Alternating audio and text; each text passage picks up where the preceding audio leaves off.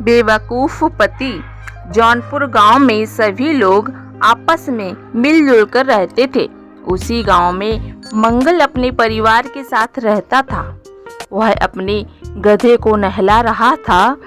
मंगल, अरे मेरी प्यारी जमुनिया, आज तो मैं तुझे ऐसा नहलाऊंगा कि सब देखते रह जाएंगे। एकदम हीरोइन लगेगी तुम। मंगल को अपनी जमुनिया से बहुत प्यार था। वह उसे बड़े ही लाड़ प्यार से रखता, उसकी देखभाल करता और कभी भी अपने से दूर नहीं रहने देता।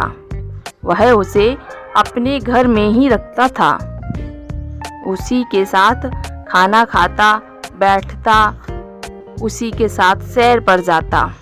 शीला मंगल की पत्नी थी।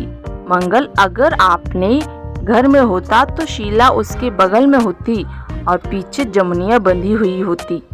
शीला, अरे क्या कर रहे हो आप? मंगल, देख नहीं रही हो, हम अपनी जमुनिया के लिए फूलों की माला बना रहे हैं। शीला, भगवान ही भला करे हमारा, उसी से शादी कर लेते अगर इतना ही प्यार था उससे तो। हमारे लिए तो आज तक एक फूल भी नहीं लेकर आए और उसके लिए पूरी की पूरी माला बना रहे हो। वाह भाई वाह। मंगल, हमारी जमुनिया के बारे में कुछ मत कहो, जाओ अपना काम करो। शीला, हमें इस घर में काम करने के लिए ही तो लाए हो। सुनो, एक काम की बात बतानी है आपको। कल शहर से केशरी प्रसाद नाम के किसी आदमी का फोन आया था। फोन पर वह पिताजी का नाम ले रहा था। मंगल, क्या? केशरी प्रसाद? तुमने उनसे क्या कहा?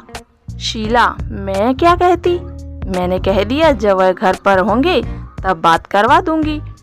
मंगल उसी समय अपने घर के टेलीफोन को उठाता है और केशरी प्रसाद के घर फोन लगाता है। मंगल, नमस्कार साहब, हम जौनपुर से मंगलू बोल रहे हैं। केशरी प्रसाद, मंगलू? कौन मंगलू? मंगल, अरे हम दीनानाथ के बेटे बोल रहे हैं जौनपुर से, आपको मेरा प्रणाम है। केशरी प्रसाद, अच्छा तो तुम दीनानाथ के बेटे हो? हाँ हाँ हाँ, खुश रहो, खूब खुश रहो। अच्छा हाँ, मैंने कल दीनानाथ का हाल चाल पूछने के लिए फ़ोन किया था। बहुत वक्त बीत गया, बात नहीं हो पाई, इसलिए कल फ़ोन किया था। कहाँ है वो है इस वक्त? मंगल जी, हमारे पिताजी तो पिछले साल ही स्वर्गो लोग सिधार गए। उन्हें एक गंभीर बीमारी हो गई थी। केशरी प्रसाद, अरे अरे, यह तो बहुत दुख की बात है। उसे मैंने बहुत समय पहले ही देखा था, मेरी आंखों के सामने बड़ा हुआ था और 25 साल तक उसने हमारे घर पर काम भी किया था। उसके बाद वह गांव चला गया। मंगल जी हाँ, पिताजी आपको भगवान स्वरूप मानते थे। दिन भर बस आपकी ही तारीफ करते रहते थे और आपके बारे में कई बातें बताते रहा करते थे। लेकिन अब पिताजी तो नहीं है, लेकिन मैं जरूर आपकी सेवा कर सकता हूँ। आपके बहुत एहसान है हम पर। केशरी प्रसाद, घर के छोटे मोटे काम हैं। मेरा बेटा तो विदेश में रहता है, बस इन्हीं कामों को संभालने के लिए एक नौकर की जरूरत थी। मंगल, आपकी मदद करना हमारा परम कर्तव्य है। आप जो कहेंगे वह मैं करता रहूँगा। केशरी प्रसाद, तो तुम घर आ जाओ, यहीं पर तुम्हारा खाने पीने और रहने का इंतजाम कर दूंगा। तुम्हें तनख्वाह भी अच्छी खासी दी जाएगी। केवल बस तुमको घर और घर के सदस्यों का अच्छे से ध्यान रखना होगा। मंगल, अरे यह तो मेरा सौभाग्य होगा। ठीक है, मैं आ जाऊंगा। उसके बाद मंगलू शहर जाने की अपनी पूरी तैयारी कर लेता है और अपनी पत्नी से विदा लेता है। मंगल, तुम अपना ध्यान रखना, ठीक है ना? शहर पहुंचकर हम फोन कर लेंगे और जमुनिया को लेकर निकलते लगता है। शीला, अरे इसे कहाँ लेकर जा रहे हो? इस जानवर का भला शहर में क्या काम? मंगल, अरे तुमने कितनी बार कहा जमुनिया को उसके नाम से बुलाया करो, मैं इसके बिना नहीं रह सकता। प्यारी जमुनिया तो मंगलू के साथ ही जाएगी। शीला, कैसे इंसान से पाला पड़ा है, जिसको साथ ले जाना चाहिए उससे तो घर छोड़ जा रहे हो और एक गधे को साथ ले जा रहे हो।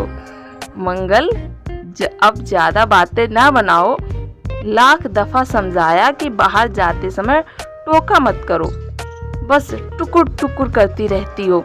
अब हटो, हमें जाने दो, वैसे भी देर हो रही है।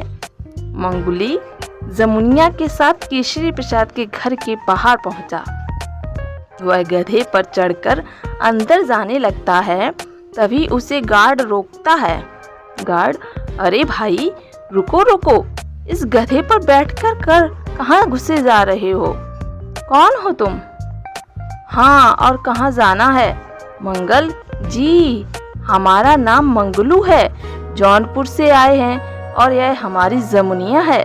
हमें केशरी प्रसाद जी ने बुलाया है, उन्हीं के घर जा रहे हैं। गार्ड, हम कैसे मान लें कि तुम्हें सेठ जी ने बुलाया है और गधे के साथ तू अंदर नहीं जा सकता? मंगल, अरे कहाँ तो है, यह गधा नहीं हमारी जमुनिया है, तुम अपनी सेठ को फोन लगाओ। गार्ड तुरंत फोन लगाता है। उसके बाद वह गार्ड मंगल को जमुनिया के साथ अंदर जाने देता है। अंदर जाने के बाद एक घर के सामने 70 वर्षीय बूढ़ा व्यक्ति मंगल का इंतजार कर रहा होता है। यह देखकर मंगल जमुनिया से उतरकर केशरी प्रसाद के पैरों में गिर जाता है। केशरी प्रसाद, अरे नहीं नहीं मंगलू, यह सब क्या कर रहे हो? आओ, हमारे घर में तुम्हारा स्वागत है। तुम जौनपुर के यहाँ तक गधे पर सवार होकर आए हो। मंगलू साहब, यह कोई गधा नहीं, हमारी जमुनिया है। हम इसे बहुत प्यार करते हैं, हम इसके बिना नहीं रह सकते। वो का है ना, गांव में हम इसे किसके सहारे छोड़कर आते, इसलिए हम जहाँ भी रहेंगे वहीं हमारी जमुनिया भी रहेगी। केशरी प्रसाद, ठीक है, तुम इसके साथ यहाँ रह लो, हम इसके खाने पीने का इंतजाम कर देंगे और इसके रहने का भी एक अच्छा इंतजाम कर देंगे। तभी केशरी प्रसाद की बहू सोनिया घर से बाहर आती है। शालिनी बहुत मॉडर्न थी और केशरी प्रसाद बहुत पुराने विचारों वाले थे। केशरी प्रसाद के बेटे ने सोनिया से प्रेम विवाह किया था और सोनिया केशरी प्रसाद की बिल्कुल भी इज्जत नहीं करती थी। केशरी प्रसाद, आओ सोनिया आओ, यह मंगलू है, कल रात में इसी के बारे में बता रहा था। यह हमारे बहुत ही विश्वसनीय दीनानाथ का बेटा है, जो घर के कामों में तुम्हारी पूरी मदद करेगा। सोनिया, अरे बुढ़े, यह सब काम तुम्हारा है, नौकर चाकर तू ही संभालना कर, मेरे पास और भी बहुत काम है नौकरों से मिलने के अलावा। मंगल को सोनिया का इस तरह का व्यवहार अच्छा नहीं लगता। केशरी प्रसाद भी अपनी नजरों को झुका लेते। तभी सोनिया की नज़र जमुनिया पर पड़ती है। सोनिया, यह गधा सा घोड़ा किसका है? मंगल, नहीं मैम साहब, यह घोड़ा नहीं, यह तो हमारी प्यारी जमुनिया है। धन्यवाद।